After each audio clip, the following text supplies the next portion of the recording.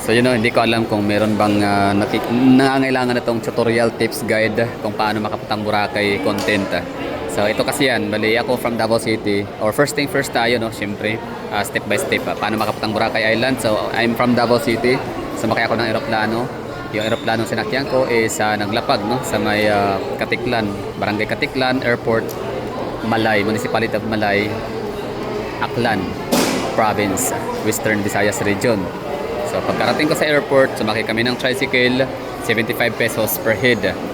Pag mag-van ka naman, 100 pesos, no? So pag marami kayo, mas makatipid pag mag-tricycle. Kahit paano. Ngayon, andito ka na sa airport, I mean port.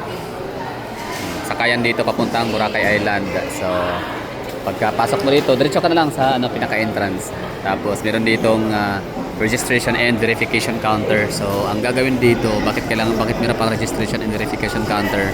Bigay mo yung ID, tapos sabihin mo yung hotel na nabook. So di ko alam kung pwede ka bang pumunta ng Boracay na wala ka pang hotel na nabook. Kasi na-try ko yan dati, year 2023, na ako'y pumunta ng Boracay. At hindi ako agad-agad nakapasok kasi yung binook ko na hotel, parang ano yun parang walang pangalan, parang hindi siya registered, something gano'n, no? Tunay, kasi mura lang, kasi 500 per head. Although hindi naman siya scam kasi ando naman yung tao, buhay naman. Yun nga lang, walang papeles ang kanyang ang kanyang property, yung kanyang transient. Kaya hindi ako nakadiretso. Ginawa ko na lang ay nag-book na lang ako dito muna. So buti na lang at meron. So yun. So di ko alam kung makapunta. Tanong tayo siyempre. Kapit pang walang hotel. Pero ngayon okay na po, ginaganap na. So pwede na walk-in. Okay. Okay, so question answered, no? So pwede naman pala. Dati lang daw talaga yon, napaka-stricto kasi nga pandemic time, pandemic era.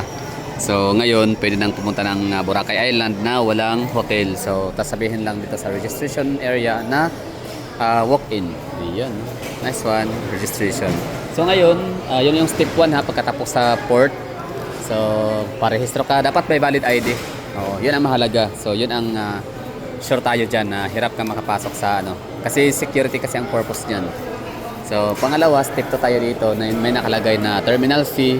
Ang terminal fee ay 120 pesos para sa mga senior citizen, 150 naman yung sa regular passenger or Tapos ano pa sunod? Step 3. Ito na, environmental fee. So magkano kaya environmental fee?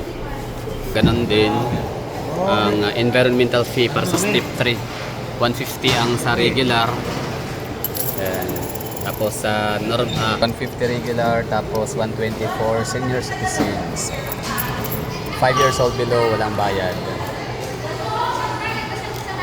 Okay, yun na yun. So, ano pa sunod? Bangka ulit. Bangka. Sana, simot na pera ko. Kwarta. Wala yung kwarta. Kwarta na. Okay so recap tayo. Maraming bayarin. 90. Iba daw talaga. Wala lang. For the char lang talaga yan. Alam natin yan. 50 pesos pamasahe. So senior citizen, 40. So ulitin natin So registration form, registration and verification area. Step 1. Tapos step 2, bayad ng 150. Naka-regular base tayo 150. So doon walang bayad, registration lang. So okay lang walang ulitin ko, kahit walang hotel na na-book sa Boracay Island, sabihin nyo lang na walk-in. So step 2, bayad ng 150. Step 3, 150 ulit para sa tawag na ito, terminal fee. Daming bayarin. 150. 150 terminal fee, tapos 150 ulit sa environmental fee. So ibig sabihin 300, 450, tapos pamasahe ulit. So 400 pesos bago makatawid. Alright. So 400 pesos required.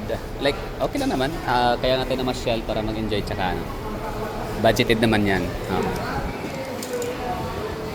Yung ayaw ko lang doon, yung dami pang step-step. Pwede na maisahan na lang doon sa may registration form area.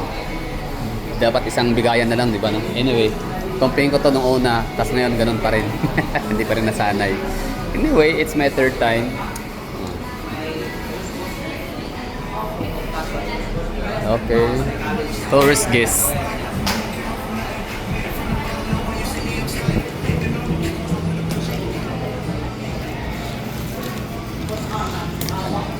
Pila pa niya sir sa tip. Okay.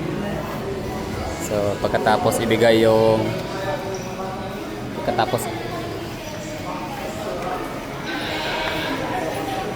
both access this way. Tapos saan ilagay ang ano? Saan ibigay yung after fill up? Ah, okay. Naku, daming chichiburit. Anyway, okay lang yan. No problem. Okay, so yun ha, 400 pesos babayaran lahat. Tapos fill upan mo tong ticket at ibibigay daw sa bangka para parang siyang ano, insurance.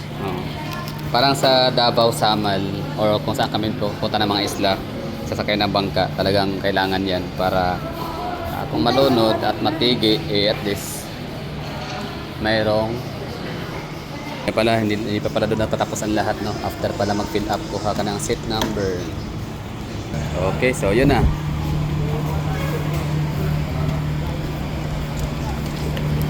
So, we're done. Andito tayo at we're ready to on board. Picture muna sila, picture.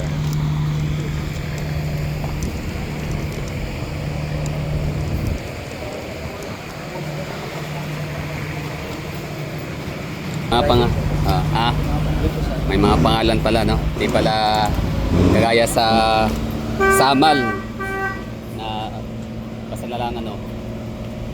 Hindi pala kagaya sa Samal na basta ka na lang sasakay, no? Parang nakapila, gadon torno-tornuhan. Okay, so yun na. Dito na po tatapos yung vlog ho natin. So ito na. Ang Barangay Katiklan, Municipality of Malay, Province of Aklan, Region of Visayas, Western Visayas Region or Panay Island. Ayan. Tapos yan, syempre Visayas, Visayas, Philippines. Pero kahit hindi na tawagin Visayas, matik na yan pag sinabing Western Visayas, Panay Island. Ano yung itsura? Ganda, di ba?